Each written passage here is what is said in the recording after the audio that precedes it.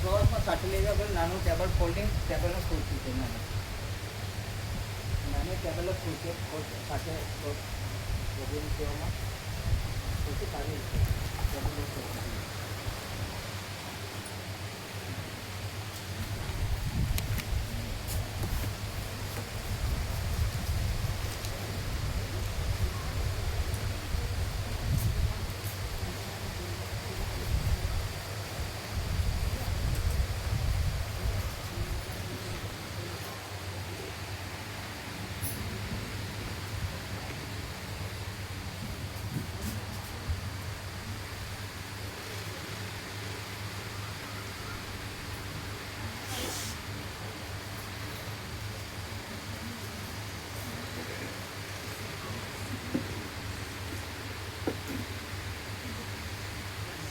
એક ઉપર છે ને જોજો વધારે ના એક હવે કર્યું ના એક ઉપર જ અડીને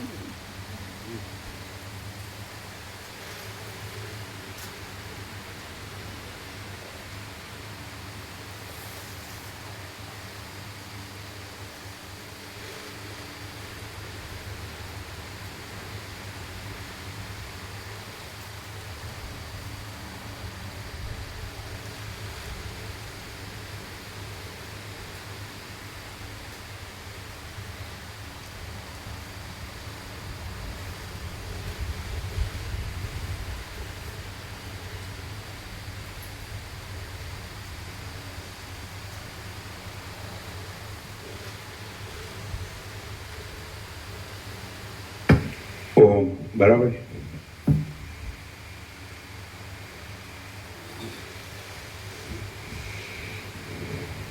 પરમ ચિદાકાશ, પરમ જ્યોતિ, અખંડ જ્યોતિ, મહાચિદાકાશ, સ્વયં પ્રકાશ, સંપૂર્ણ પ્રકાશ, પૂર્ણ બ્રહ્મ, અનંત તેજ ઘન, અનંત ચિત ઘન, પરમાકાશ, કેવલ, અનંત, શુદ્ધ, તેજ ઘન, પરમાકાશ, અખિલ આત્મા, પૂર્ણ બ્રહ્મ, પરમાત્મા, પરમ ચિદાકાશ, પરમ જ્યોતિ, અખંડ જ્યોતિ, અનંત, પૂર્ણ, પરમ ચિદાકાશ, પરમ શાંતિ, स्वयं सिद्ध, स्वयं प्रकाश, स्वयं पूर्ण, स्वस्वरूप, यही सब कुछ है, इसके सिवा कुछ नहीं है. शून्यभास, अनंत कोटि, महाकल्पो है ही नहीं. महाचिदाकाश, स्वयं प्रकाश, संपूर्ण प्रकाश, महाचिदाकाश ज्योति, अनंत, अखंड, अभेद, महाचिदाकाश ज्योति, महातत्व, महासामान्य, महाचिदाकाश, स्वसंवेद्य, सहज निर्विकल्प, महाचिदाकाश, परम कैवल्य, परम शांति, परम चिदाकाश, अनंत, पूर्ण, निरपेक्ष सत्य, अनंत, संपूर्ण, अपरिघी, निर्भ्रांत, निरपेक्ष, वसित राम, निर्वाण, राउंड 39મો રાઉન્ડ.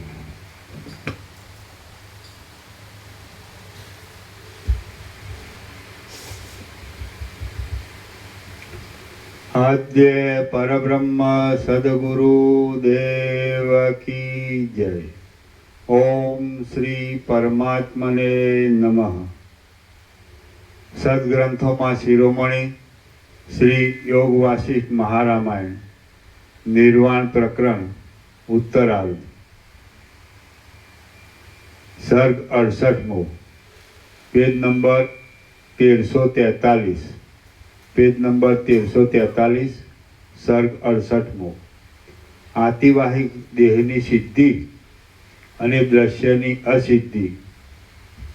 આ 68મા સર્ગમાં આધિભૌતિકપણાની ભ્રાંતિને છોડી દઈ વશિષ્ઠજી સમાધિ વડે આતિવાહિકપણાની સ્થિતિ કે જે સત્ય છે તે વિશેનું સમર્થન કરશે. વિદ્યાધરી બોલી, દ્રઢ અભ્યાસના નામે કહેવાતા સમાધિના યત્ન વિના દેહાદિકમાં થઈ ગયેલી આધિભૌતિકપણાની ભ્રાંતિ નિવૃત્ત થતી નથી અને આતિવાહિકપણાનો ભાવ પ્રકટ થતો નથી. આથી બીજી સૃષ્ટિ સાક્ષી વડે જોઈ શકાતી નથી.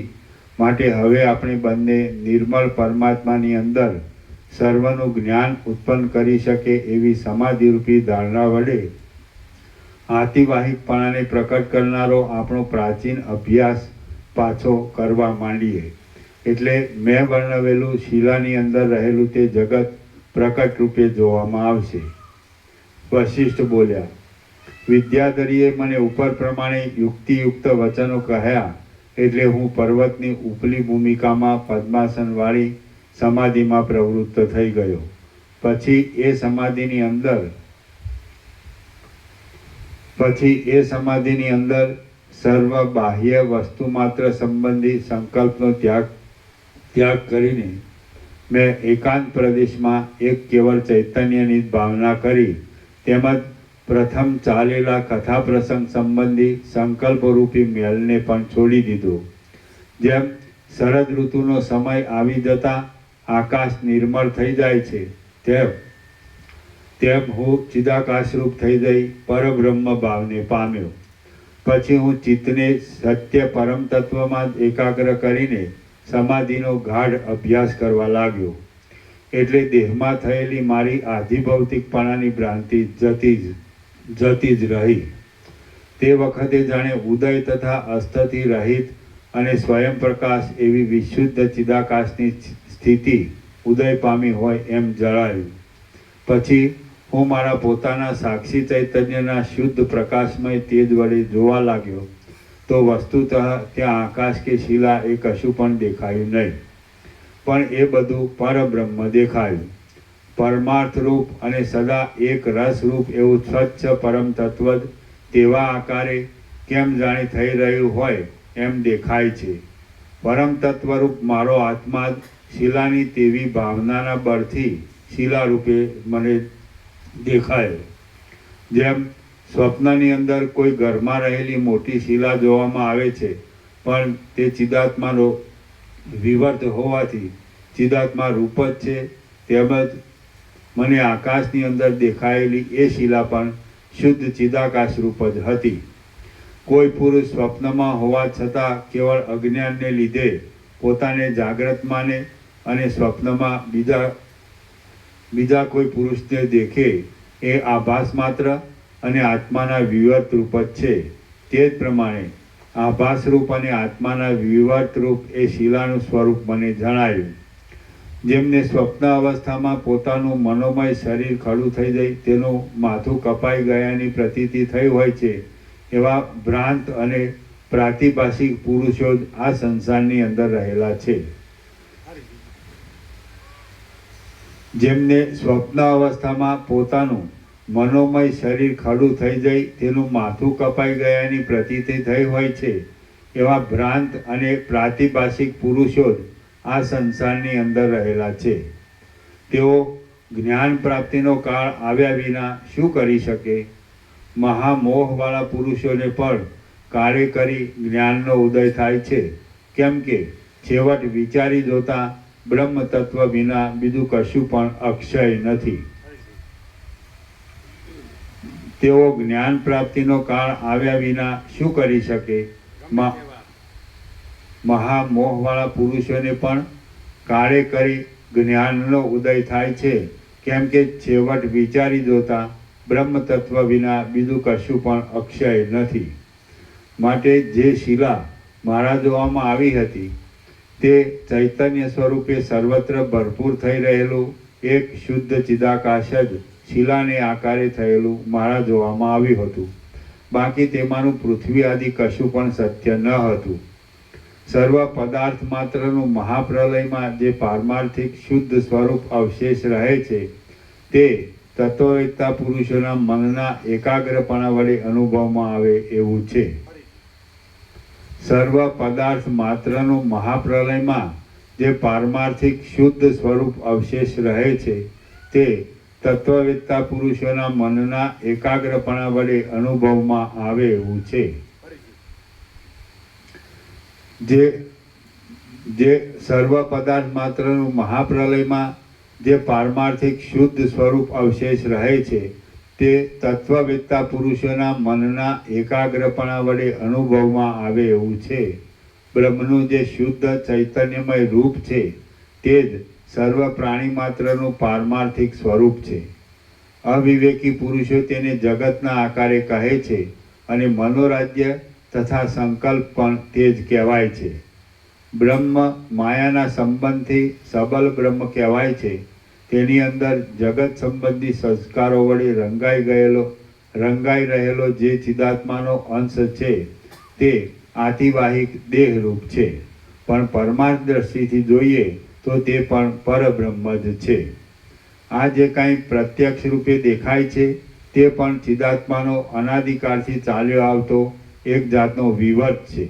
વસ્તુતઃ તે પરમ તત્વ રૂપ જ છે અને ચિદાભાસ રૂપ જીવનું જે હિરણ્ય ગર્ભને નામે કહેવાતું સમષ્ટિ રૂપ એ તેનું આતિવાહિક પ્રથમ શરીર છે.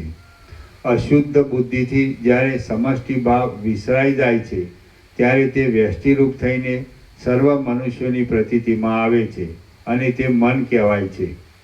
ચિદાત્માનું પોતાનું શુદ્ધ સ્વરૂપ જ અવિદ્યા વડે ભ્રાંતિને લીધે મન, જગત ઇત્યાદિને આકારે થઈ રહેલું ભાસે છે. એ શુદ્ધ સ્વરૂપ યોગીઓને સમષ્ટિ રૂપે પ્રત્યક્ષ અનુભવમાં આવે છે અને બીજા સાધારણ મનુષ્યોને મન રૂપે પણ જણાય છે. હે પ્રિય રામચંદ્રજી, હમણાં અવિદ્યાને લીધે ખડો થઈ ગયેલો અને મનને પ્રત્યક્ષ રીતે અનુભવમાં આવતો આ આધિભૌતિક સ્થૂલ દેહ કેવળ કાલ્પનિક છે.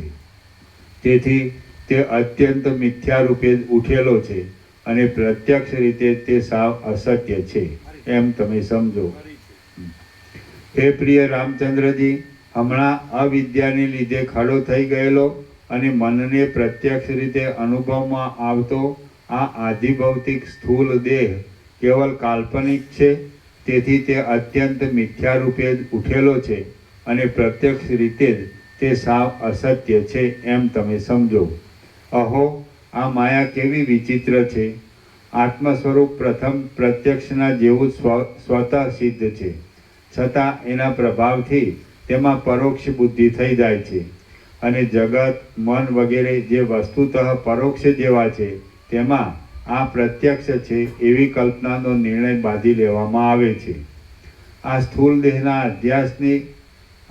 દેહના અધ્યાસની પહેલાં આતિવાહિક દેહના અધ્યાસનો જ પ્રત્યક્ષ રીતે ઉદય થાય છે અને તે જ સત્ય રીતે સર્વની અંદર રહેલો છે એમ તમે સમજો. બાકી જે આધિભૌતિક સ્થૂળ દેહપણાની પ્રતીતિ થાય છે તે તો માયા માત્ર છે. જેવી રીતે સુવર્ણના કડા, કુંડળ આદિ આકારો અનુભવમાં આવતા છતાં વસ્તુતઃ તે કલ્પિત હોવાથી સુવર્ણના સ્વરૂપની અંદર નથી, તેવી રીતે આતિવાહિક દેહનું આધિભૌતિકપણું વસ્તુતઃ છે જ નહીં. જે ભ્રાંતિ માત્ર છે તેને જીવ અવિચારને લીધે સત્ય સમજે છે અને જે સત્ય છે તેને તે ભ્રાંતિરૂપ સમજે છે. અહો અહો જીવનું એ જ મૂઢપણું છે. આ આધિભૌતિક સ્થૂળ દેહ વિચાર વડે જોવામાં આવતો નથી, અને આતિવાહિક દેહ તો વાસના ક્ષય થતા સુધી અક્ષય જ છે. તેમજ આ લોક અને પરલોક એ બંનેમાં નિર્વાહ કરનારો છે. નિર્જળ મરુભૂમિમાં જેમ ઝાંઝવાના જળમાં ખારા જળની નિર્જળ મરુભૂમિમાં જેમ ઝાંઝવાના જળમાં ખરા જળની મિથ્યા રૂપે પ્રતીતિ થાય છે, તેમ આતિવાહિક દેહની અંદર મિથ્યા રૂપે જ આધિભૌતિકપણાની ભ્રાંતિ ખડી થઈ જાય છે. જેમ ઠૂઠાની અંદર ભ્રાંતિને લીધે પુરુષપણું દેખાય છે, તેમ આતિવાહિક દેહની અંદર દેહ દ્રષ્ટિને લીધે અતિ પ્રૌઢ એવી આધિભૌતિક દેહની ભ્રાંતિ થઈ રહેલી છે. રૂપાની જેમ ભ્રાંતિને લીધે છીપમાં રૂપાની પ્રતીતિ થાય છે, જેમ ઝાંઝવાના જળમાં ખરા જળની પ્રતીતિ થાય છે, અને જેમ ચંદ્રમાં દ્વિત્વની બે પાણાની પ્રતીતિ થાય છે, તેમ માયા વડે જ આતિવાહિક દેહની અંદર આધિભૌતિકપણાની પ્રતીતિ થઈ આવે છે. અહો આ જીવમાં અવિચારથી ઉત્પન્ન થયેલો મોહનો કેવો મહિમા છે! જે અસત્ય છે તેને તેણે સત્ય માની લીધું છે, અને જે સત્ય છે તેને તેણે અસત્ય માની લીધેલું છે. સત્તાની સ્ફૂર્તિ અને સંકલ્પ એ બે વડે જ આ લોક સંબંધી તથા પરલોક સંબંધી સર્વ વ્યવહાર સિદ્ધ થાય છે, અને તે બેઉનો સંબંધ આતિવાહિક દેહ સાથે જ રહેલો છે. તેમાંથી યોગીઓને સત્તા સ્ફૂર્તિનો પ્રત્યક્ષ અનુભવ થાય છે. સંકલ્પ એ એક જાતનું મનનું સ્ફુરણ છે, અને તે પણ કાંઈક અનિર્વચનીયપણે તેને અનુભવમાં આવે છે, પરંતુ તેની સિદ્ધિ યોગીઓને પ્રત્યક્ષ રૂપે અનુભવમાં આવનારી સત્તા સ્ફૂર્તિને અધીન હોવાથી તે મિથ્યા છે. જે પુરુષ સર્વના આદિ કારણરૂપ અને યોગ્યોને પ્રત્યક્ષ અનુભવમાં આવનારી એ શુદ્ધ પારમાર્થિક સત્તાને છોડી દઈ તે આમ મિથ્યા રૂપે દેખાતા પ્રત્યક્ષ પ્રપંચમાં સ્થિતિ રાખે છે. ઝાંઝવાના જળનું પાન કરી સુખે બેઠો. જે પુરુષ સર્વના આદિ કારણરૂપ અને યોગ્યને પ્રત્યક્ષ અનુભવમાં આવનારી એ શુદ્ધ પારમાર્થિક સત્તાને છોડી દઈ તે આ મિથ્યા રૂપે દેખાતા પ્રત્યક્ષ પ્રપંચમાં સ્થિતિ રાખે છે. ઝાંઝવાના જળનું પાન કરી સુખે બેઠો છે એમ સમજવું. જેને સર્વ સાધારણ મનુષ્ય સુખ માને છે તેનો ક્ષણ માત્રમાં નાશ થઈ જાય છે. આ વાત અનુભવ સિદ્ધ છે. આથી એ માની લીધેલું સુખ કેવળ દુઃખ રૂપ જ છે એમ તત્વવેત્તાઓ કહે છે. પરંતુ સ્વભાવથી જ સિદ્ધ, અનાદિ અને અનંત એવું જે ખરું પારમાર્થિક આત્મીય સુખ છે તે જ સુખ છે એમ વિવેકી પુરુષો સમજે છે. ચક્ષુ આદિ ઇન્દ્રિયો વડે અનુભવમાં આવતા પ્રત્યક્ષ પ્રમાણ જ પ્રથમ પ્રત્યક્ષ અનુભવ વડે વિચારવા. જે સર્વના આદિરૂપ ચૈતન્ય તત્વ છે તે જ સત્ય છે, અને યોગ આદિ વડે શુદ્ધ ચિત્તવાળા વિવેકીઓને તે પ્રત્યક્ષ છે. જે સર્વના આદિરૂપ ચૈતન્ય તત્વ છે તે જ સત્ય છે, અને યોગ આદિ વડે શુદ્ધ ચિત્તવાળા વિવેકીઓને તે પ્રત્યક્ષ છે. માટે તે વડે આ ઇન્દ્રિયો દ્વારા જે કાંઈ પ્રત્યક્ષ દેખાય છે તે વિશે અનુભવ કરવો. ત્રણેય લોકનો અનુભવ કરાવનાર પ્રત્યક્ષ ચૈતન્ય તત્વને છોડી દઈ જે પુરુષ આ લોક સંબંધી માયામય પ્રત્યક્ષને કેવળ વળગી રહે છે તેના જેવો આ જગતમાં બીજો કોઈ અતિ મૂર્ખ નથી. ત્રણેય લોકનો અનુભવ કરાવનાર પ્રત્યક્ષ ચૈતન્ય તત્વને છોડી દઈ જે પુરુષ આ લોક સંબંધી માયામય પ્રત્યક્ષને જ કેવળ વળગી રહે છે તેના જેવો આ જગતમાં બીજો કોઈ અતિ મૂર્ખ નથી. આ સર્વ પ્રાણીઓનું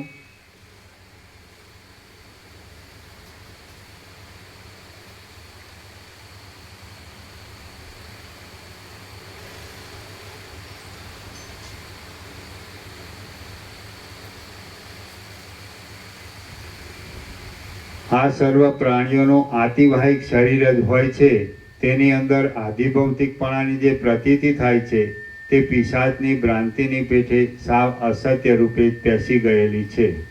પ્રત્યક્ષ પ્રમાણ સંકલ્પને અધીન હોવાથી સંકલ્પમય છે. હવે સંકલ્પમય જ મિથ્યા સ્વરૂપ છે તો પછી તે વડે ખડું થનારું પ્રત્યક્ષ કેમ સત્ય કહી શકાય?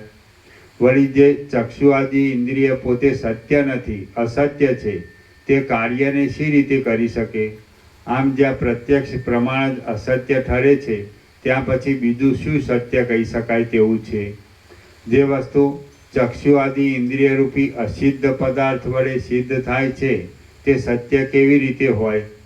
આમ જ્યાં પ્રત્યક્ષ પ્રમાણની સિદ્ધિ પણ ઉડી જાય છે ત્યાં પછી બીજા અનુમાન આદિ પ્રમાણની તો શી વાત કહેવી? જ્યાં મોટા હાથીઓ ઊંચકવામાં આવતા હોય ત્યાં એક સાધારણ ઘેટાને ઉપાડવાની વાત વિશે શું કહેવાનું હોય? પ્રત્યક્ષ આદિ પ્રમાણો જ અસિદ્ધ છે, તેથી તે વડે સિદ્ધ થનારી આ સર્વ દ્રશ્યજાળ કોઈ ઠેકાણે છે જ નહીં.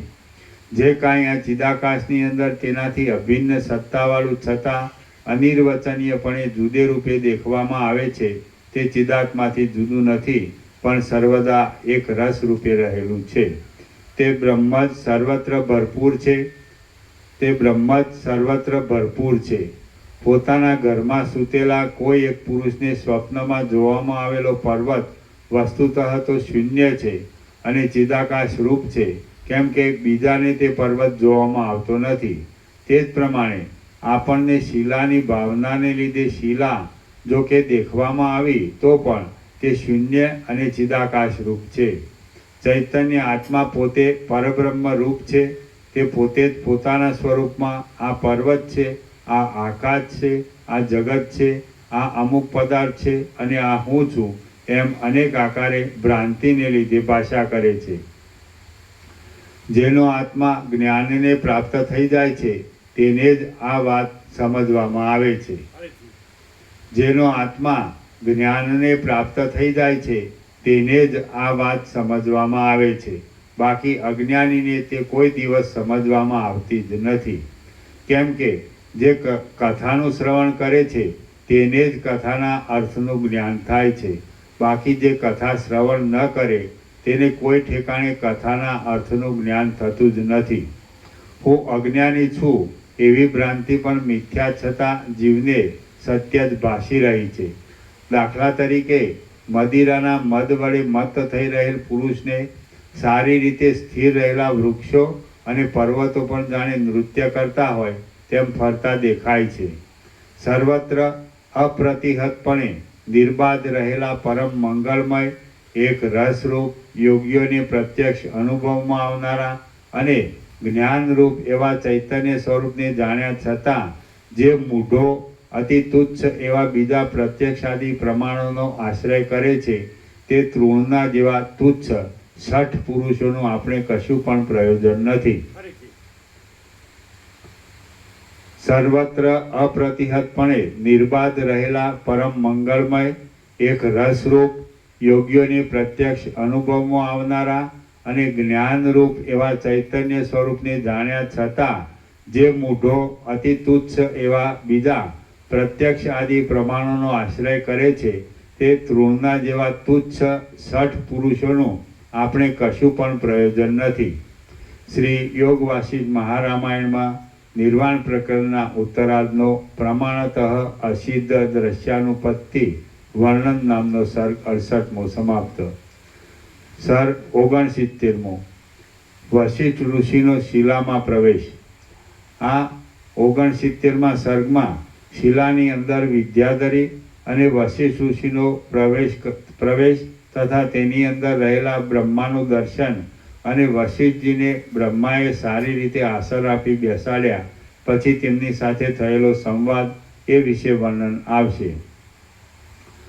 વશિષ્ઠ બોલ્યા, જગતને અવયવોની પેઠે પોતાની અંદર ધારણ કરી રહેલ પરબ્રહ્મ ચક્ષુ આદિ ઇન્દ્રિયોનો વિષય ન હોવાથી અદ્રશ્ય છે અને સ્વયં પ્રકાશ હોવાથી સૂર્યાદિ પ્રકાશનો પણ વિષય નથી, પણ તે જ વિવર્ત ભાવથી દ્રશ્યના જેવું થઈ રહેલ છે અને પરમ સૂક્ષ્મ દ્રષ્ટિ વડે જોવામાં આવે તો એ સર્વદ્રશ્ય પણ નિર્વિકાર પરબ્રહ્મ રૂપ જ છે.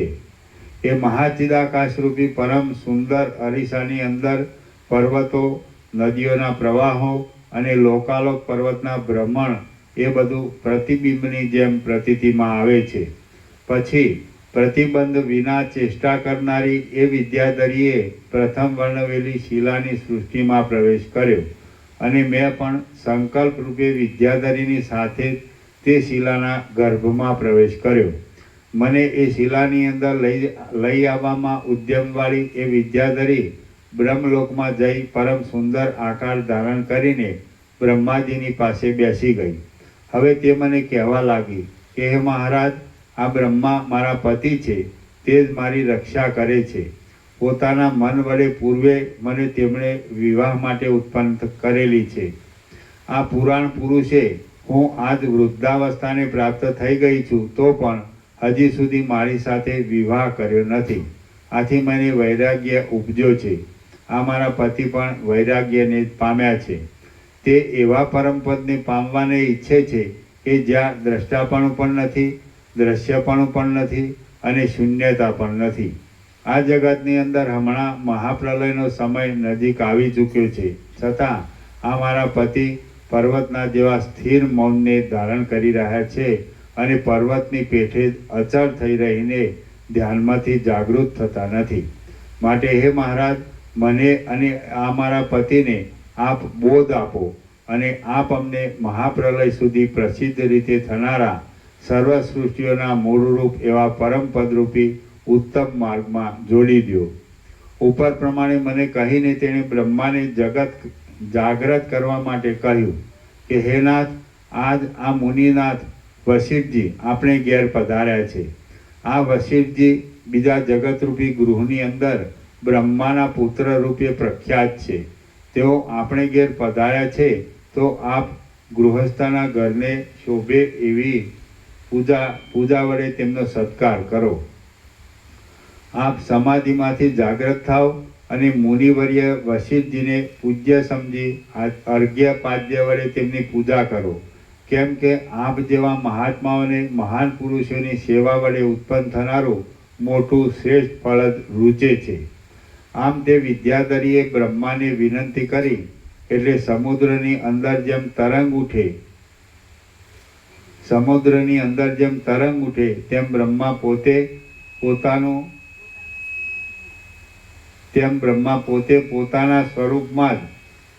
પોતાના સ્વરૂપનો પોતાના સંકલ્પ રસનો જ એક ભાગ હોવાથી સમાધિમાંથી જાગૃત થયા. શિશિર ઋતુ શાંત થઈ જતા જેમ વસંત ઋતુ પૃથ્વીની અંદર પુષ્પનો વિકાસ કરે છે, તેમ એ નીતિ કુશળ બ્રહ્માએ ધીરે ધીરે પોતાની મીંચાઈ રહેલી આંખો ઉગાડી. જેમ વસંત ઋતુના નવ પલ્લવોનો સમૂહ પોતામાં રહેલા નવા રસને પ્રકટ કરે છે, તેમ બ્રહ્માના અવયવોએ પણ ધીરે ધીરે પોતાની અંદર રહેલી ચેતન સત્તાને બહાર પ્રકટ કરવા માંડી. જેમ પ્રાતઃકાળમાં વિકસિત થઈ રહેલા તળાવને કાંઠે ચપળ હંસોના સમૂહો આવી બેસે છે, તેમ એ બ્રહ્માજીની પાસે દેવતાઓના, સિદ્ધોના અને અપ્સરાઓના સમૂહો ચોતરફ આવી બેઠા. બ્રહ્માએ મને અને એ વિદ્યાધરીને ત્યાં આગળ બેઠેલા જોયા અને પ્રણવપૂર્વક સ્વરોચ્ચાર કરી નીચે પ્રમાણે આ રમણીય વચનો કહ્યા. તે જગતના બ્રહ્મા બોલ્યા, આ સંસારના અસારને તથા સારને હસ્તામલકવત જાણનારા અને જ્ઞાનરૂપી અમૃતના મહાસાગર રૂપ હે મુનિશ્રેષ્ઠ વશિષ્ઠજી, આપ અહીં ભલે પધાર્યા. તે જગતના બ્રહ્મા બોલ્યા, આ સંસારના અસારને તથા સારને હસ્તામલકવત જાણનારા અને જ્ઞાનરૂપી અમૃતના મહાસાગર રૂપ હે મુનિશ્રેષ્ઠ વશિષ્ઠજી, આપ અહીં ભલે પધાર્યા. આપ આ બહુ દૂરના સ્થાનમાં નીકળી આવ્યા છો અને ઘણો દૂરનો લાંબો માર્ગ કાપવાથી થાકી ગયા છો, તો આપ આ આસન ઉપર બેસો. એ બ્રહ્માએ મને આ પ્રમાણે કહ્યું એટલે હે ભગવાન, હું આપને નમન કરું છું એમ કહી હું દ્રષ્ટિ વડે તેમણે બતાવેલા મણિમય પીઠ ઉપર બેઠો. પછી દેવ, ઋષિ, ગંધર્વ, મુનિ અને વિદ્યાધરોની સ્તુતિઓ પૂજા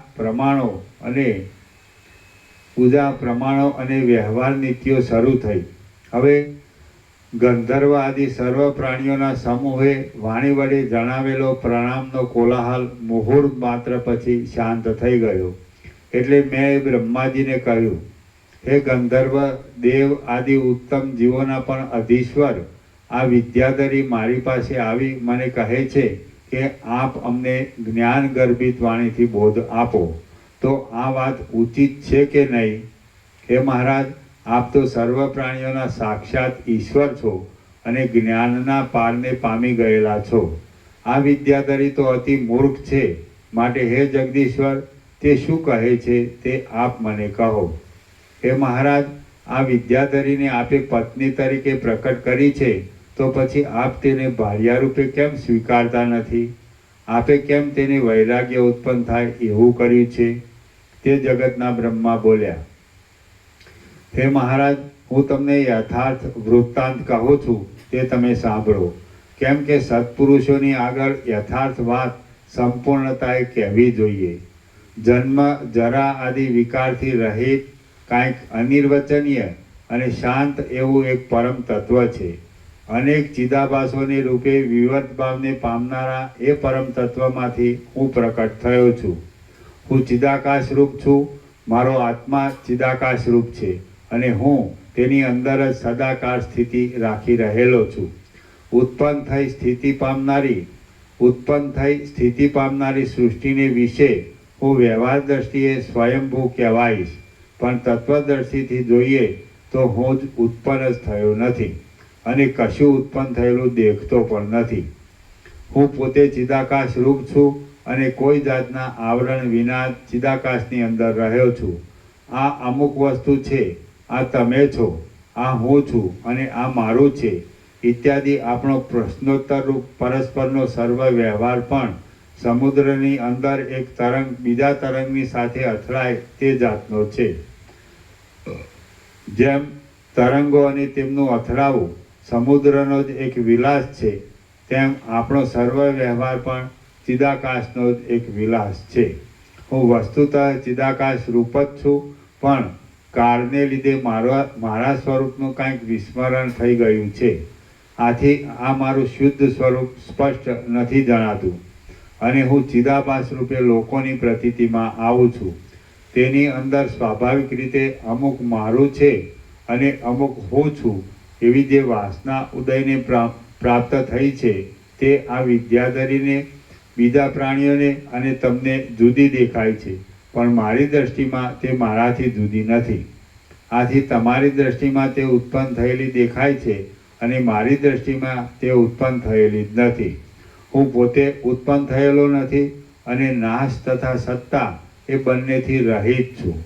હું આત્મારૂપ છું અને આત્માની અંદર જ સ્થિતિ રાખીને રહ્યો છું. હું મારા પોતાના સ્વરૂપમાંથી જરા પણ ભ્રષ્ટ થયો નથી. હું તો મારા પોતાના આત્મામાં જ રમ્યા કરું છું અને સ્વતઃ સામર્થ્યવાન છું. મારામાં રહેલી અહંકારરૂપી ભ્રાંતિની અને જગતની સ્થિતિને જાળવી રહેલી વાસનાની આ અધિષ્ઠાતી દેવી રૂપ છે અને તે મારા સંકલ્પના બળથી દેહવાળી થઈ ગઈ છે. આમ આ વિદ્યાધરી વાસનાની એક અધિષ્ઠાત્રી દેવી રૂપ છે અને તે આ વખતે અહીં બેઠી છે. એ કાંઈ મારી પત્ની નથી, તેમ મેં કાંઈ તેનો પત્ની ભાવથી અંગીકાર પણ કર્યો નથી, પરંતુ એ પોતે જ સર્વ જગતની અંદર વાસના રૂપે રહી છે. પોતાની વાસનાના આવેશને આધીન થઈને જ તે કહે છે કે હું બ્રહ્માની પત્ની છું. આમ એવો ભાવ પોતાના હૃદયમાં કલ્પી લઈને તે પોતાની મેળે જ વ્યર્થ અત્યંત દુઃખને પામી રહી છે. શ્રી યોગ વાસિષ્ઠ મહારામાયણમાં નિર્વાણ પ્રકરણના ઉત્તરાર્ધના સર્ગ પ્રાપ્તિ નામનો સર્ગ 69મો સમાપ્ત. સર્ગ 70મો વિદ્યાધરીના વૈરાગ્યનું કારણ અને જગતનું મિથ્યાત્વ. આ 70મા સર્ગમાં વાસનાદેવીને વૈરાગ્ય થવાનું કારણ તથા જગતનો પ્રલય અને કેવળ મિથ્યા ભ્રાંતિપણું વગેરે વર્ણવવામાં આવશે. તે જગતના બ્રહ્મા બોલ્યા, હું ચિદાકાશના એક વિવર્તરૂપ છું હું હમણાં એ સ્થિતિને છોડી દઈ બીજી શુદ્ધ બ્રહ્માકાશરૂપી કૈવલ્ય મોક્ષની સ્થિતિને પામવાને ઈચ્છું છું. આથી મારી વાસના વડે કલ્પાયેલા આ જગતમાં હાલ મહાપ્રલય થવાનો સમય આવ્યો છે. હે મુનિશ્રેષ્ઠ વશિષ્ઠજી, આ મહાપ્રલયના સમયમાં મેં આ વાસનાદેવીને સમૂળગે છોડી દેવાનો આરંભ કર્યો છે. તેથી તે વૈરાગ્યને પ્રાપ્ત થઈ ગયેલી છે. હું ચિદાકાશ રૂપ છું, છતાં એક તેના વિવર્ત રૂપે જુદો પ્રતીતિમાં આવું છું.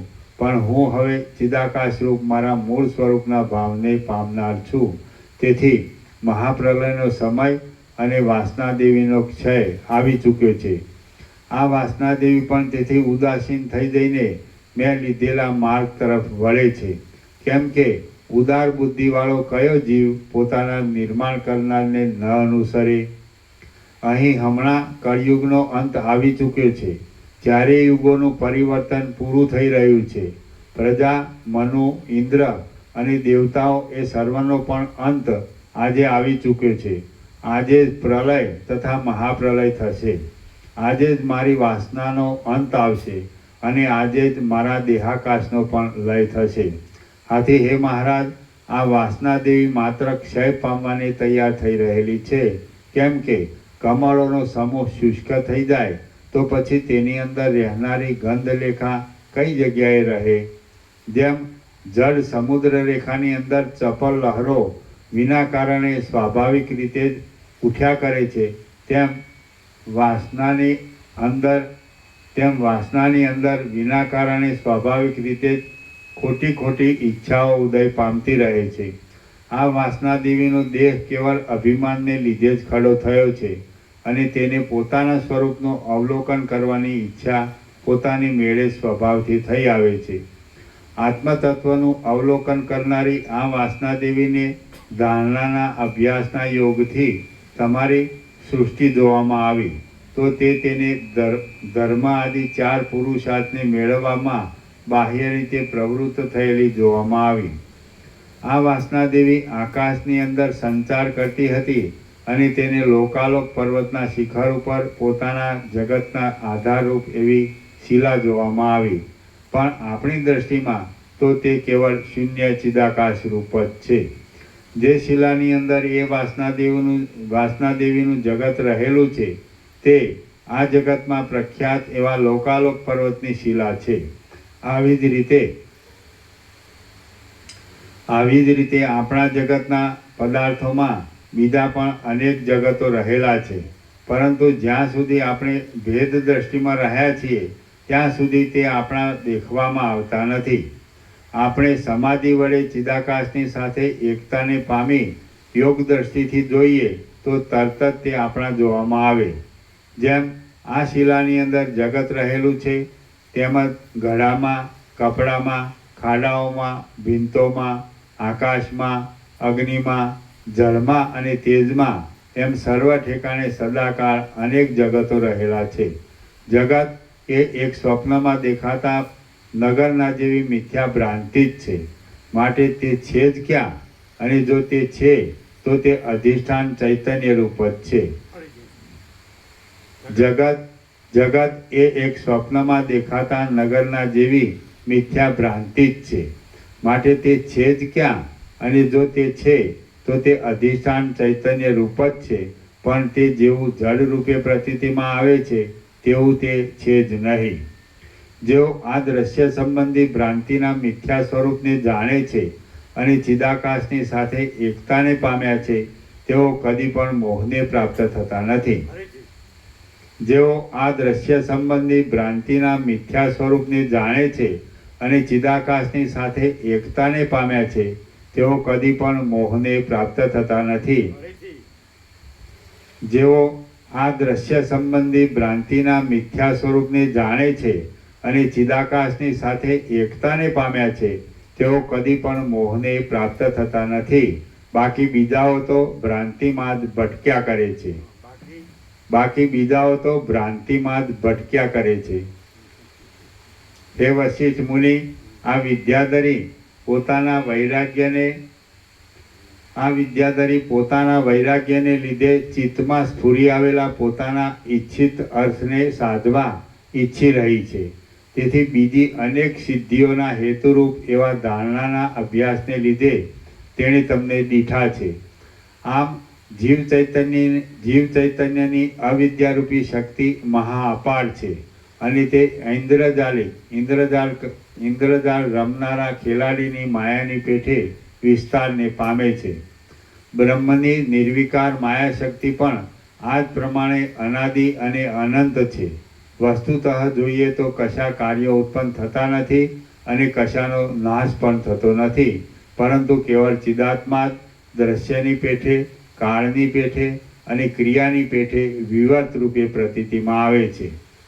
દેશ, કાળ, ક્રિયા, દ્રવ્ય, મન અને બુદ્ધિ આદિ સર્વ ઉત્પત્તિ, નાશ આદિ વિકારથી રહિત છે. દેશ, કાળ, ક્રિયા, દ્રવ્ય, મન અને બુદ્ધિ આદિ સર્વ ઉત્પત્તિ, નાશ આદિ વિકારથી રહિત છે અને ચૈતન્યરૂપી શિલાના એક અવયવ જેવું છે એમ તમે સમજો. ચિદાત્મા જાણે શિલાના આકારને ધારણ કરી રહ્યો હોય એમ ભાસે છે.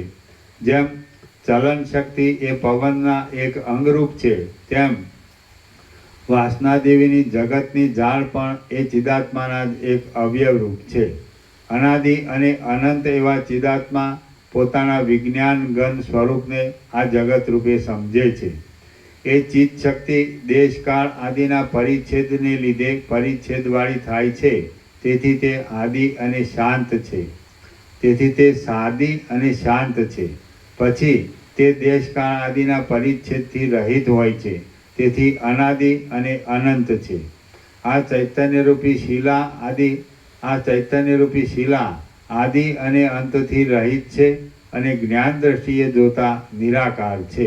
પણ તે માયા અને અવિદ્યા આદિના યોગથી આદિ અંતવાળી છે તથા સાકાર પ્રતીતિમાં આવે છે. તે જગતને પોતાના અવયવ રૂપે ધારણ કરી રહેલી જણાય છે. જેમ સ્વપ્નમાં ચિદાત્મા પોતે ચિદાકાશરૂપ એવા હોવા છતાં પોતાના સ્વરૂપને નગરને આકારે દેખે છે, તેમ જાગ્રતમાં પણ એ ચિદાત્મા વસ્તુતઃ પોતાના સ્વરૂપથી અભિન્ન એવા જગતને જગતના આકારે જુએ છે. તેમજ તે એ જગતના અવયવરૂપ પાષાણ પર્વત આદિને પણ દેખે છે. બાકી વસ્તુ દ્રષ્ટિથી જોઈએ તો સ્વપ્નની પેઠે જાગ્રતમાં પણ નદીઓ વહેતી નથી, સંસાર ચક્રનું પરિવર્તન પણ થતું નથી અને પદાર્થોનું પરિણામ પણ થતું નથી. કેવળ ચિદાકાશ જ પોતાના સ્વરૂપની અંદર એવા અનેક રૂપે વિવર્ત ભાવથી પ્રતીતિમાં આવે છે. જેમ સમુદ્રના જળની અંદર તરંગ આદિનું જળ કાંઈ જુદા રૂપે સંભવતું નથી, તેમ ચિદાકાશની અંદર પ્રલય, મહાપ્રલય આદિની સત્તા જુદા રૂપે સંભવતી નથી. ચિદાકાશ સર્વત્ર ભરપૂર છે, એક છે અને શાંત છે. અધ્યારોપ દ્રષ્ટિથી જોઈએ તો તેના સ્વરૂપની અંદર અનેક જગતો રહેલા છે અને અપવાદ દ્રષ્ટિથી જોઈએ તો કશું પણ તેનાથી જુદું નથી. જેમ મહાકાશની અંદર ઘટાકાશ આદિ અનેક આકાશો મહાકાશની સત્તા વડે રહેલા છે, પરંતુ તેમની જુદી સત્તા નથી, તેમ જગતો પણ ચિદાકાશની અંદર ચિદાકાશની સત્તા વડે રહેલા છે, પણ તેમની જુદી સત્તા નથી. અધ્યારોપ દ્રષ્ટિથી જોતા તે જગત દેખાય છે, પણ અપવાદ દ્રષ્ટિથી જોઈએ તો તે શૂન્ય રૂપ છે. હે વશિષ્ઠ મુનિ, હવે તમે સુખથી તમારા જગતમાં જાઓ. તમે એકાંતમાં રહેલા તમારા આસન ઉપર બેસો અને કશો વિક્ષેપ ન આવે એવી રીતે સમાધિથી શાંતિ પામો. બુદ્ધિ આદિ વડે કલ્પાયેલા આ મારા જગતોના રૂપો પોતાના કારણરૂપ અવ્યક્તમાં લય પામો. કેમ કે હવે અમે અતિ વિશાળ એવા બ્રહ્મપદમાં જઈએ છીએ. શ્રી યોગ વાસિષ્ઠ મહારામાયણમાં નિર્વાણ પ્રકરણના ઉત્તરાર્ધનો શીલાંતર જગતપતિના મહાવાક્યો શીલાંતર જગત પિતા મહાવાક્યો નામનો સર્ગ 70મો સમાપ્ત. સર્ગ 71મો બ્રહ્માનો સંકલ્પ તથા તેથી થતો પ્રાણીઓનો પ્રલય.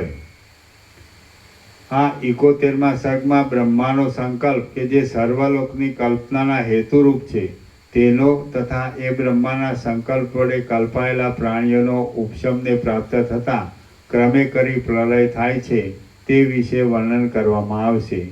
વશિષ્ઠ બોલ્યા, ભગવાન બ્રહ્માએ આ પ્રમાણે કહ્યું પછી તેમણે પદ્માસન વાળ્યું અને હવે બ્રહ્મલોકના પ્રાણીઓ સહિત કદી પણ પાછું વ્યુત્થાન ન થાય એવી સમાધિમાં તે તત્પર થઈ ગયા. તેમણે ઓમકારના ઉત્તરાર્ધની છેવટની અર્ધમાત્રાની અંદર નિશેષ રીતે મનનો લય કરી દીધો અને જાણે ચિત્રની અંદર આલેખેલ હોય તેમ તે નિશ્ચળ તથા વાસના વિનાના થઈ ગયા. વાસના દેવી પોતે પણ બ્રહ્માને અનુસરી બ્રહ્માની પેઠે ધ્યાન પરાયણ થઈ રહી. તે સંપૂર્ણ અંશે શાંત અને આકાશના જેવા શૂન્ય રૂપવાળી થઈ ગઈ. બ્રહ્મા જેમ જેમ સમાધિ વડે નિસંકલ્પ થઈ ઉત્તરોત્તર સૂક્ષ્મ ભાવને પ્રાપ્ત થવા લાગ્યા તેમ તેમ બ્રહ્માનો સંકલ્પ પણ ક્રમે કરી ક્ષીણ થવા લાગ્યો. પર્વતો, દ્વીપો, સમુદ્રો વગેરે સાથેની પૃથ્વીની અંદર ઘાસ, ઝાડી, લતા વગેરે ઉત્પન્ન કરવાની જે જળ આદિની શક્તિ હતી તે બધી પણ તે સાથે ધીરે ધીરે અસ્ત પામવા લાગી. સર્વવ્યાપી ચિદાકાશની સાથે એકતાને પામેલો હું આ બધું જોવા પામ્યો હતો. વિરાટના આત્મા રૂપે રહેલા એ બ્રહ્માના અવયવના એક દેશ રૂપે પૃથ્વી રહેલી છે. તેથી જેમ માગસર માસના છેવટના દિવસોમાં વેલ જીર્ણ થઈ જાય સુકાઈ જાય છે તેમ બ્રહ્માના સંકલ્પનો ઉદય ન થતાં એ પૃથ્વી પણ ચેતના વિનાની વિરસ અને જર્જર બની ગઈ હતી. જેમ શરીરમાં વ્યાપી રહેલા ચૈતન્યની શિથિલતા થતાં આપણા અવયવોનો સમૂહ શિથિલ અને વિરસ થવા માંડે છે તેમ બ્રહ્માના સંકલ્પનો લય થવા માંડતા તેના એક અવયવરૂપી તે પૃથ્વી પણ જર્જર થવા લાગી હતી. એ પૃથ્વી એક સાથે ભેગા થઈ ગયેલા અનેક ઉત્પાતોના સમૂહો વડે વીંટાઈ ગઈ અને તેની અંદરના મનુષ્યો દુષ્કર્મરૂપી અંગારા વડે બળી જઈને નરકના માર્ગની સન્મુખ થઈ ગયા. દુષ્કાળથી ક વખતે રાજા ચોર આદિની પીડાથી, દીનતાથી અને દરિદ્રપણાથી એ પૃથ્વી દુર્ભાગ્યવાળી થઈ ગઈ. તેની અંદરની સર્વ સ્ત્રીઓ દુશીલ થઈ ગઈ અને પુરુષો ચોતરફ મર્યાદા વિનાના થઈ ગયા. રજકણ જેવા મંદ પડ્યા કરતા ઝાકળથી અને ધૂળે કરીને સૂર્યનારાયણનો વર્ણ ધૂસર થવા લાગ્યો. સુખ દુઃખાદી દ્વંદ વડે પીડાયેલા મૂર્ખોથી, મહાદુઃખીઓથી, વ્યસનીઓથી અને રોગીઓથી તે વ્યાકુળ દેખાવા લાગી. એ પૃથ્વીના કેટલાક પ્રદેશો અગ્નિ વડે બળી જવા લાગ્યા, કેટલાક જળમાં તણાઈ ગયા અને કેટલાકનું તો યુદ્ધ વડે જળમૂળ ઉખડી ગયું. એ પૃથ્વીની અંદરના પામર પુરુષો અનાવૃષ્ટિને લીધે મરવા જેવા થઈ ગયા અને મહાકષ્ટથી માંડ પોતાનો વ્યવહાર ચલાવી શકવા લાગ્યા. અણધારી રીતે મોટા ઉત્પાતો થતા હતા, તેથી કોઈ ઠેકાળે પર્વતો પડતા હતા અને નગરોનો ઘાણ વળી જતો હતો. કોઈ સ્થળે બાળકો, ક્ષોત્રિય બ્રાહ્મણો, ઋષિઓ, આર્ય પુરુષો અને ગુણવાન પુરુષો નાશ પામતા હતા. તેથી મનુષ્યો રોતા હતા. એ પૃથ્વીમાં કોઈ સ્થળે જળની તાણને લીધે નિઃસંગપણે જમીન ખોદી નાખી હતી. આથી ત્યાં મહા અગાધ પાણી વગરના કૂવાઓ દેખાતા હતા. રાજાઓ અને બીજા મનુષ્યો વર્ણશંકર પ્રજા પેદા કરવા માટે સ્ત્રીઓ તરફ તાક્યા કરતા હતા. એ પૃથ્વીનો ઘણો ભાગ કેવળ અન્ન વેચી જીવતો હતો. ચવટાઓ મહાદેવની મૂર્તિ વેચીને ગુજારો કરતા હતા. સ્ત્રીઓ વેશ્યાના ધંધાથી પેટ ભરતી હતી અને રાજાઓ પોતાની ઘર વખરી વેચીને આજીવિકા ચલાવતા હતા. શૂળથી વિંધાયા હોય તેમ મનુષ્યો દુઃખો વડે બૂમો પાડતા હતા અને સર્વ પ્રજા શૂળની પેટે ખૂંચા કરતા શીત ઉષ્ણ આદિ દ્વંદ વડે પીડા પામવા લાગી. સ્ત્રીઓ પણ અધર્મને લીધે મનુષ્યને શૂળના જેવી લાગવા માંડી અને રાજાઓ પણ મદ્યપાન કરવાથી શૂળના જેવા શલ્યરૂપ થવા લાગ્યા. પૃથ્વી ચોતરફ અધર્મની લડાઈ કરવાવાળા મનુષ્યોથી વીંટાઈ ગઈ અને વેદ બાહ્ય સેંકડો પાખંડ શાસ્ત્રોને લીધે તે જાણે પેટમાં સૂળ ઉપડ્યું હોય તેવી પીડાવાળી બની ગઈ. ચોર તથા ચાડિયા આદિ સર્વ દુર્જનો ધનવાન દેખાવા લાગ્યા અને સજ્જન પુરુષો વિપત્તિ પડવાથી બેહોશ જેવા થઈ ગયા. રાજાઓ અનાર્ય નીચ દેખાતા હતા અને તેમના તરફથી પંડિતોને કશું માન મળતું ન હતું. એ પૃથ્વીની સર્વ પ્રજા લોભ, મોહ, ભય, દ્વેષ, રાગ, રોગ અને રજોગુણ ઇત્યાદિમાં આસક્ત થઈ ગઈ હતી. પુરુષો પોતપોતાના ધર્મને છોડી દઈ પરધર્મમાં પ્રવૃત્ત થવા લાગ્યા હતા. બ્રાહ્મણ આદિ ઉત્તમ ધર્મોપદેશકો દુરાચાર જોઈ ક્રોધના જુસ્સાથી લાલચોળ થઈ જતા હતા. અનેક પામર પુરુષો બીજા ગરીબોને નિરંતર રડાવવાનો ધંધો લઈ બેઠા હતા. ચોર લોકો કેટલાક શહેરોને, કેટલાક ગામડાને, કેટલાક દેવ મંદિરોને અને કેટલાક બ્રાહ્મણોના નિવાસસ્થાનોને જળમૂળમાંથી ઉખેડી નાખતા હતા. એ પૃથ્વીનો ઘણો ભાગ અલ્પાયુ પ્રજા વડે ભરેલો દેખાતો હતો અને તે ઉપરથી સારા દેખાતા પણ પરિણામે દુઃખ દેનારા અધમ ઉદ્યોગ વડે પોતાનું પેટ ભરતો હતો. એ પૃથ્વીના ધાર્મિક નરો આળસના વિલાસથી પોતાના સંધ્યાવંદન આદિ કર્મને ચૂકી જતા હતા. જ્યાં જોઈએ ત્યાં સર્વત્ર બધાઓને આપત્તિઓ અને ઉપતાપો જ પરિણામે દેખાતા હતા. ક્રમે કરી સર્વ દિશાઓનો સમૂહ ઉજ્જળ દેખાવા લાગ્યો. નગરો અને ગામડાઓ બળી જઈ રાખ થઈ ગયા. બધા દેશો સાવ નિર્જન થઈ ગયા. અવાજ કરતા અને ભસ્મ તથા વાદળાઓનું કુંડાળું વળી રહેલા વંટોળિયા વાયુઓ આકાશને વ્યાપી રહ્યા હતા. એ પૃથ્વીની અંદર પ્રજાના દુર્ભાગ્યને લીધે જુદા જુદા આડંબરો સાથે રોવાના અવાજનો મોટો ઘોઘાટ સંભળાતો હતો. મનુષ્યોનો સમૂહ ચોરીના ધંધાને શ્રેષ્ઠ માનવા લાગ્યો હતો અને સઘળા મનુષ્યો તાપ વડે તપ્યા કરતા હતા. બધા દેશોના સીમાડાઓ રસકસ વિનાના થઈ ગયા અને સર્વ વસ્તુઓ, ઋતુઓના ધર્મો એ પૃથ્વીની અંદરથી જતા રહ્યા. આવી રીતે વિરાટ દેહનો આરંભ કરનાર પાર્થિવ ધાતુ ચૈતન્યમાં લીન થવા માંડ્યો. એટલે પૃથ્વી પોતાનો નાશ નજીક આવી ગયેલો હોવાથી ઘણે ભાગે છિન્ન ભિન્ન સ્થિતિને પ્રાપ્ત થઈ ગઈ. ત્યારે જળ ધાતુ પણ બ્રહ્માના સંકલ્પ ક્ષયથી શિથિલ થઈને લય પામવાને તૈયાર થયો. તેને જ્યારે ક્ષોભ થયો ત્યારે સમુદ્રો પોતાના દૈવી નિયમને અવગણીને તથા આર્યાને ઉચિત એવી મર્યાદાને છોડી દઈને પોતાના જળને ચોતરફ પસારવા લાગ્યા. તેઓ ઉન્મત્ત પુરુષોની પેઠે મોટા ઘૂઘવાટા કરીને વિકારને પ્રાપ્ત થઈ ગયા તથા પોતાના કાંઠાના જંગલોને લહરોના ઝપાટાઓ મારી નિર્મૂળ કરવા લાગ્યા. એ સમુદ્રોએ પોતાના તરંગોના ચલનવલનથી અને ચક્રીઓના ઉછાળાઓથી કાંઠાઓને ખોદી નાખ્યા. વળી તેમને મોટા વાદળો વડે અને ફર્યા કરતા પ્રબળ તરંગો વડે આકાશને અને દિશાઓને ગજાવી મૂકી. સમુદ્રોના મોટા અવાજવાળી ઘુમરીઓના ગાજવાથી પર્વતોની ગુફાઓની અંદર પણ મોટો ગડગડાટ થઈ રહ્યો અને પર્વતોની અંદર મોટા સમારંભથી વરસાદના છાંટાઓ જથ્થાબંધ પડવા લાગ્યા.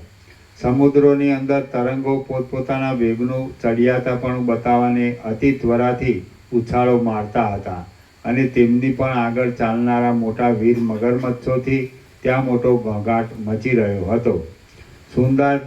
સુંદર દેખાવવાળા મોટા મગરમચ્છોએ એ ઝાડોને જળમૂળથી ઉખેડી નાખ્યા હતા. તેથી સમુદ્રોની અંદર મોટા જંગલોના જેવો દેખાવ નજરે પડતો હતો. જળના વેગના જોરથી પોતાની ગુફાઓ પડી જતા સિંહો સ્થાન ભ્રષ્ટ થઈ ગયા અને તેઓ જળચર પ્રાણીઓનો શિકાર કરવા લાગ્યા. સમુદ્રના તરંગોએ ઊંચા ઉછાળેલા અનેક મહારત્નોથી આકાશ જાણે તારા વડે સુશોભિત હોય એમ દેખાતું હતું.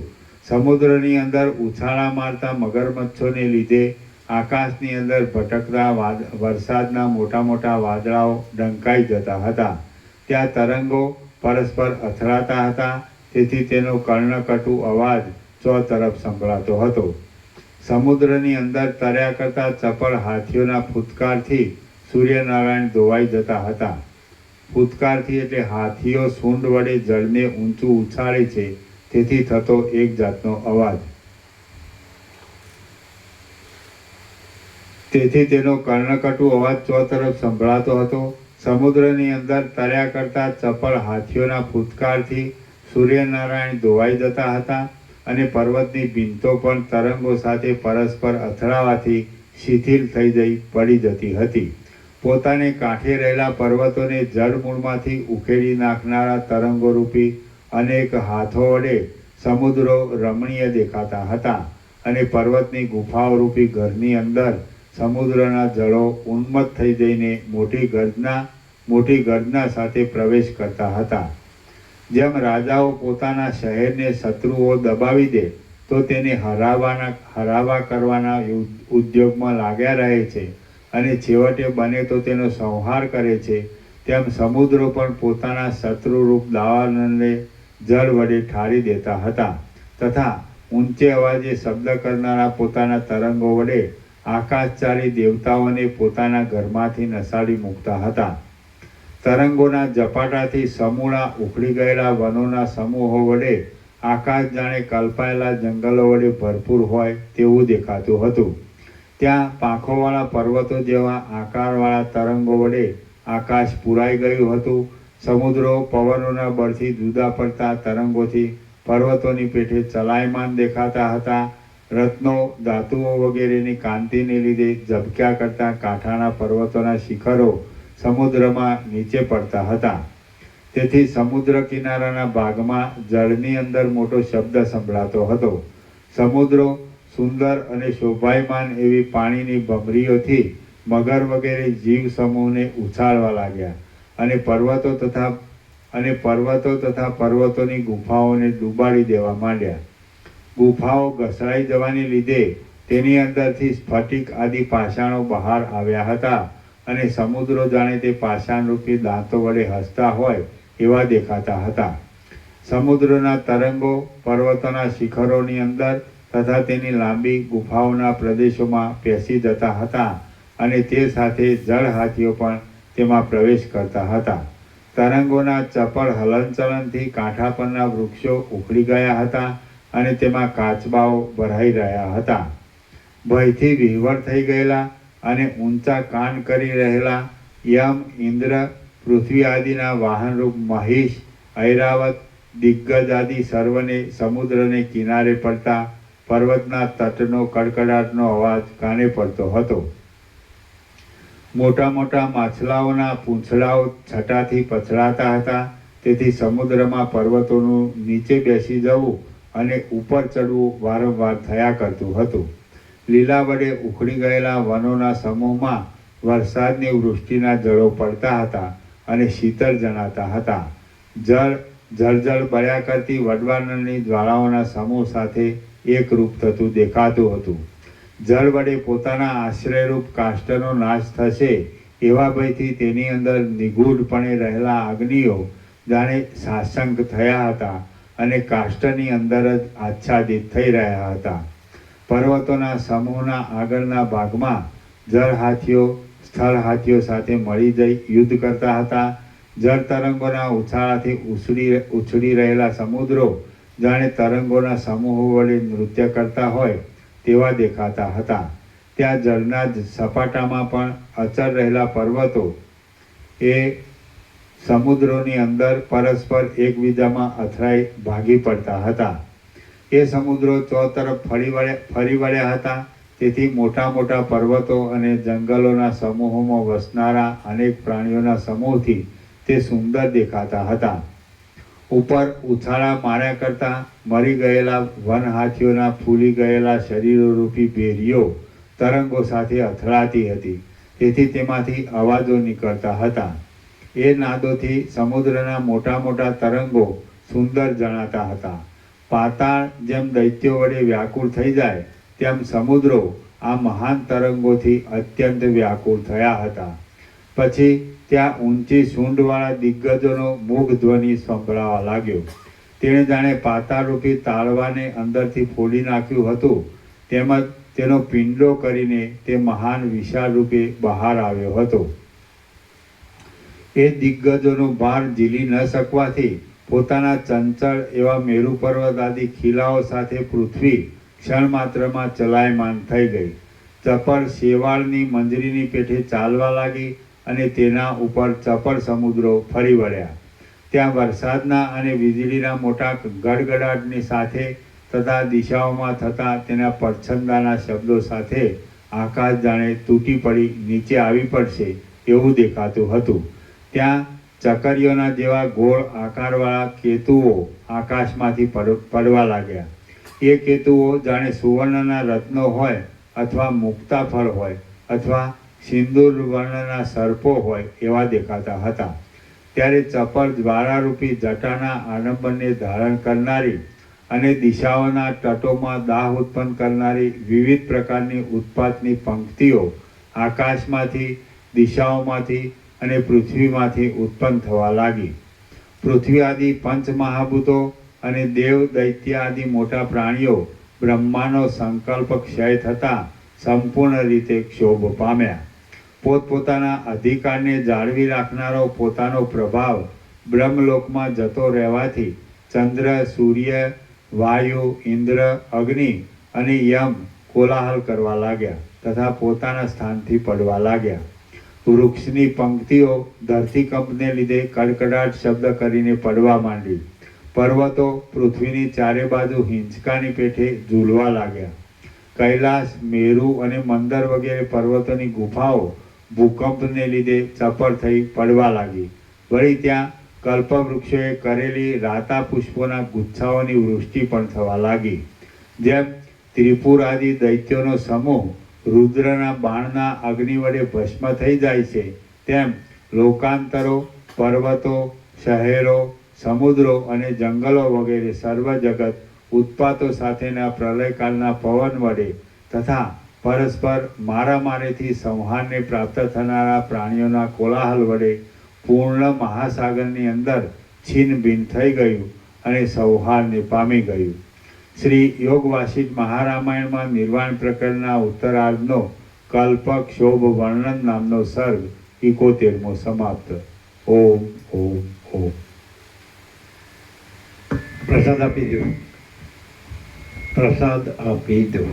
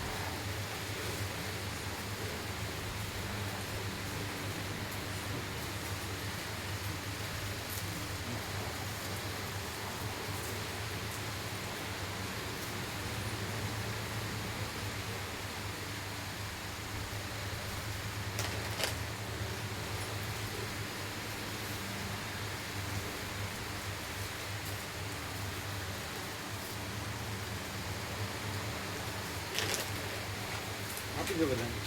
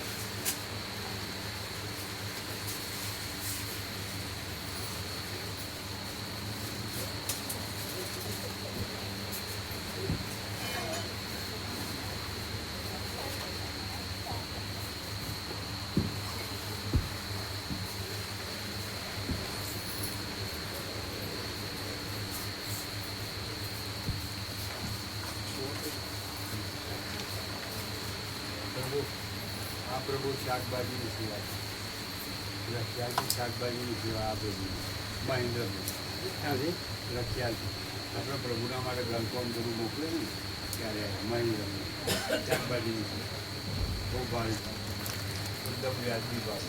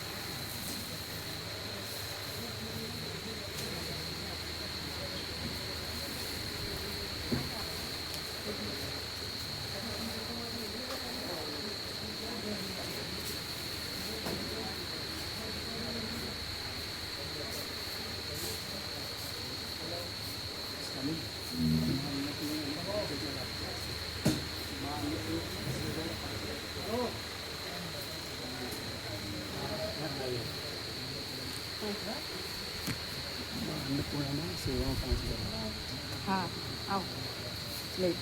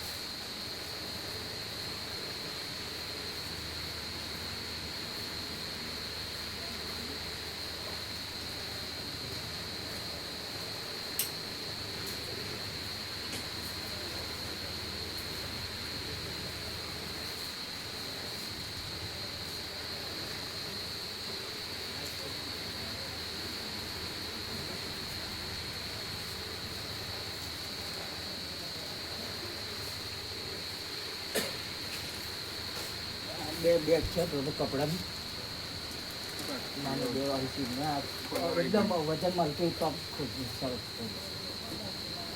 એકદમ મલકી છે ના ટેબલ છે બોલું એ પણ એકદમ હલકું ને સરસ છે ગાડી રમકડામાં લઈ આવ્યા ફોલ્ડિંગ હા ફોલ્ડિંગ છે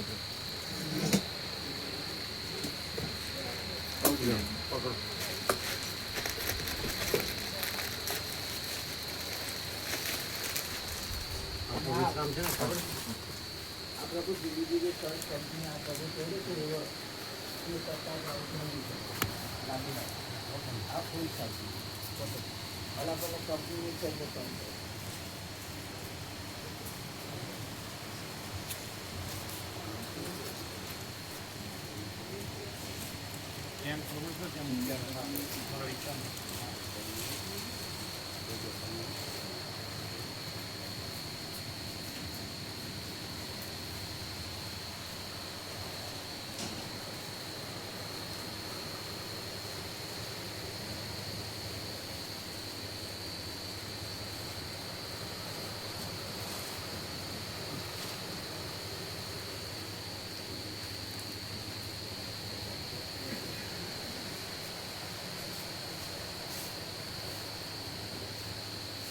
કેમ પ્રમુખ દેખાય છે? હા, આવે.